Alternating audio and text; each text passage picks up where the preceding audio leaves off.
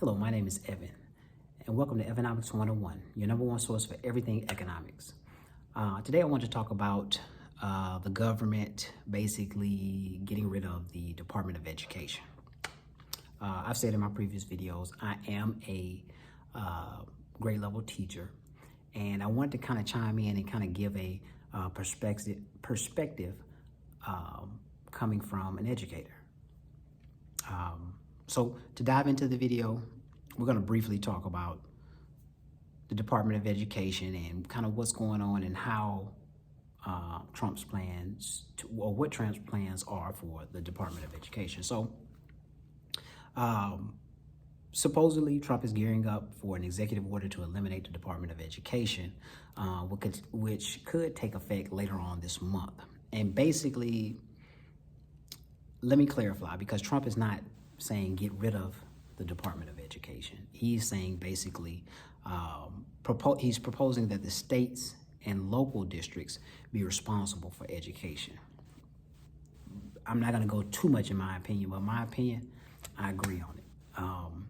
What that means is basically, and he ran on his campaign saying he would do just that. He would dismantle the Department of Education and pass it on to the states, give it to the states as their responsibility. So, I mean, that's what he ran on, that's what he said he was gonna do, and that's what he sounds like he's gonna do. So I have to, so hats off for that. Any politician who does what they say they're gonna do, I have to commend them. But here are some of the issues that I think a lot of people are upset with as far as dismantling or cutting the Department of Education. It's basically around financial support. So when we talk about the federal government and how much money is spent and given to schools, to the school system from the Department of Education, we're talking about those special education programs. We're talking about things for homeless students. We're talking about support and help for English language learners. Where are these funds?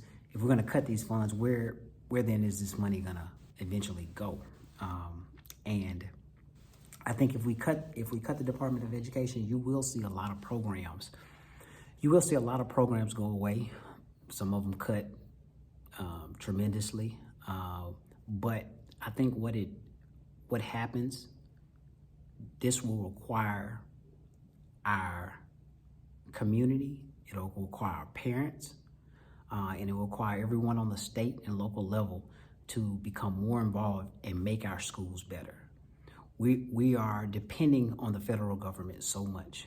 And in my opinion, it should be the community, it should be the parents, it should be everybody on the state and the local level who make the schools and the community great. I'm not an economist who believes that government handouts or government help is ever a situation that's good.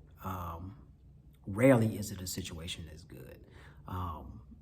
And we're gonna go into more into that in later videos, but talking about specifically the Department of Education and the federal funds that school systems receive from the federal government, I say let the states have it. Let the states be the ones who are responsible for the education. And I don't want to say too much. Or in later videos, we're gonna go into that a little bit more. But I just want to break down kind of what the plan is and kind of some of the areas that will be immediately affected. So those students who have not so good living conditions, not so good home environments, they will be affected. Again, a lot of programs will be cut. However, I think it is the state and local people's responsibility to fix those issues, to be responsible for those issues. So thank you for tuning in. Please like, share, and subscribe. We're going to have more videos concerning around the Department of Education. Again, I am an educator, and this is directly affects me. So I do have a lot to say. I'm not sure exactly what I can say just at this moment, but please stay tuned, and thank you for tuning in.